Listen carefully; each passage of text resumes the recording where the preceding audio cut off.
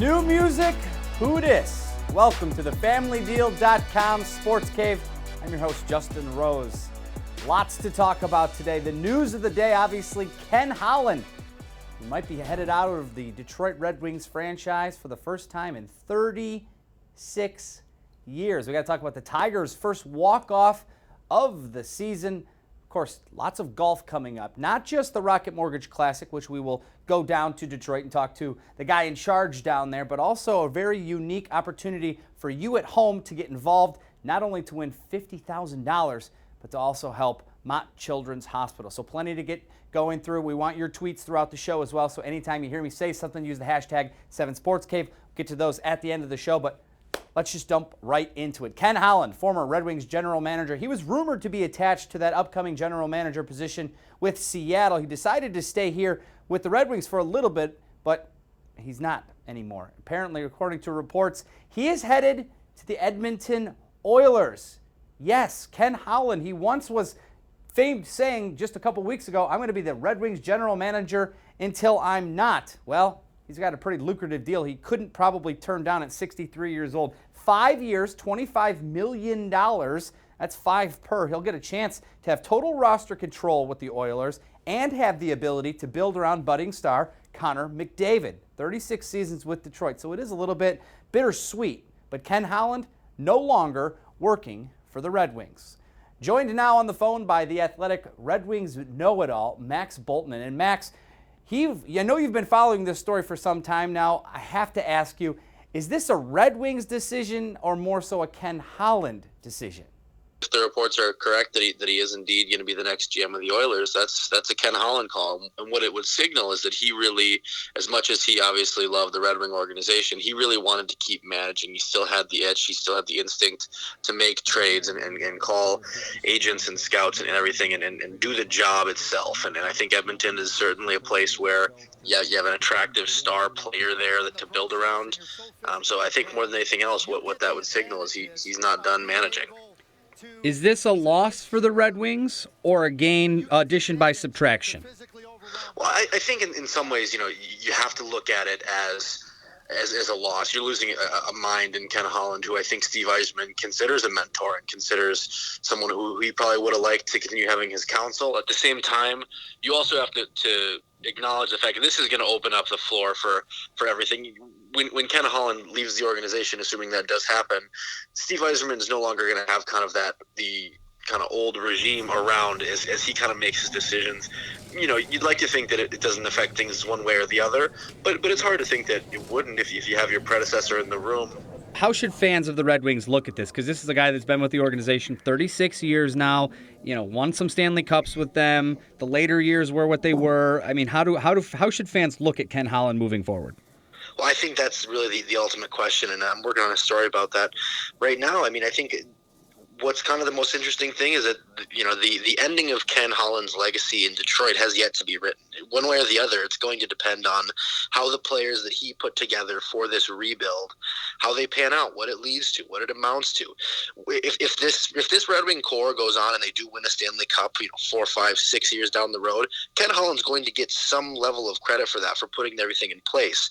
If it bombs out and it doesn't work and they have to reassemble, I think people are going to look back on that and point to Ken Holland as well. So I think that's kind of one of the interesting wrinkles in how all this is playing out, is that if he's leaving, he's leaving with some of his story yet to be written, and he won't have much direct oversight in what that looks like. But I think ultimately, you said it. I mean, the first 2 lines of his Red Wings career are written. He won the Stanley Cups. He won the President's Trophy. He oversaw that such a long era of success. That part's set in stone. It's just the ending that I think people are still waiting to see. Should be really interesting how it all plays out. Thank you so much, Max, for your time. If you don't have a subscription yet for The Athletic, what are you doing? They have a catalog of writers doing things a bit differently, so get on that today. Free promo for my friends over there at The Athletic. All right, one other Red Wings note from today. Dylan Larkin named alternative captain for the World Championships in Slovakia. Jeff Blashill, of course, is the head coach once again for Team USA. Newcomer Luke Glendening getting a shot on the roster. That tournament gets started, exhibition game on Tuesday, then they will play Slovakia on Friday. Well, yesterday was one of those baseball games for the Tigers that You look at the tape or you don't, you just burn it. You got to forget it, move on, turn the page. 162-game season certainly is a long one. The Tigers were behind 7-0 to the Royals before they knew it. Tyson Ross had a bad day, but today they proved that they can be the team that can wipe the slate clean after a horrible outing and go out there and get a much-needed win. Spencer Turnbull, he's been an early story for this team so far. He had the start today, throws 7 strong innings, gave up just 1 run on 6 hits, striking out 7, walking just 1 batter. Tie game in the bottom of the 5th. Miguel Cabrera base hit up the middle. Jacoby Jones scores to give Detroit a 2-1 lead. Bullpen unable to maintain that lead, though. Top of the 8th, Joe Jimenez, he struck out the side except for getting taken deep by Hunter Dozier on 1 pitch. Solo shot ties it at 2. This one would go to extra innings. In those extra innings, Brandon Dixon was in to play left field. Give me that! Covering a lot of ground to lay out and make the grab on Alex Gordon. Worth another look there. Dixon making the big stretch, making the play. Daniel Stumpf, he goes, hey, I got you, man. I like that. Good work. Bottom of the 10th, 2 on for Dixon and a chance to be the hero. And look at this. What a game for him. Not only does he save the day on defense, but he saves the day on offense. A 3-run walk-off home run, his first home run of the season. The Tigers' first walk-off win of the season as they win it 5-2 in 10 innings. I'm just excited, you know.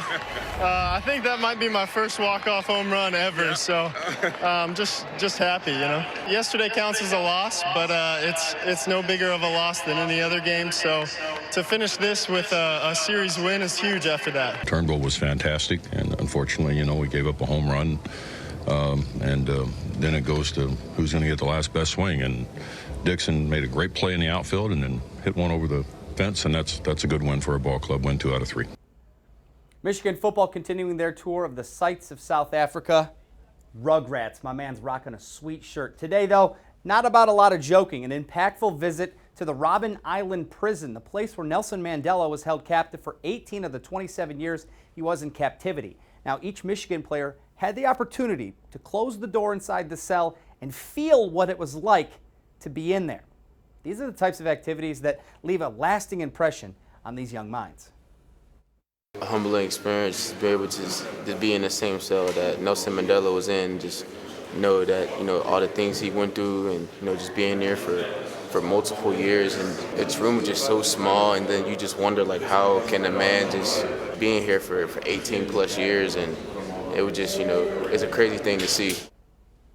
Let's talk Derby. Let's talk money at the Derby. Yesterday's Kentucky Derby, unprecedented. The winning horse disqualified after winning due to an interference penalty into the final turn. Not only did it have ramifications for the winning owners, the horses, but the bettors and the house. People who placed bets on the disqualified Maximum Security will receive refunds from Churchill Downs. Hey, that's nice. It's only up to $10, though. The few folks that bet over $1 million on the Colt, well, they lost it and their potential winnings. There was over $6.2 million bet on Maximum Security. In total, about $9 million swung back to the bookies. So once again, kids, remember, the house always wins. All right, coming up, special charity event coming to town, how hitting some putts, you know, with the putter can not only save children's lives, but also win you up to $50,000. That's coming up next on the FamilyDeal.com Sportscave. Stay with us.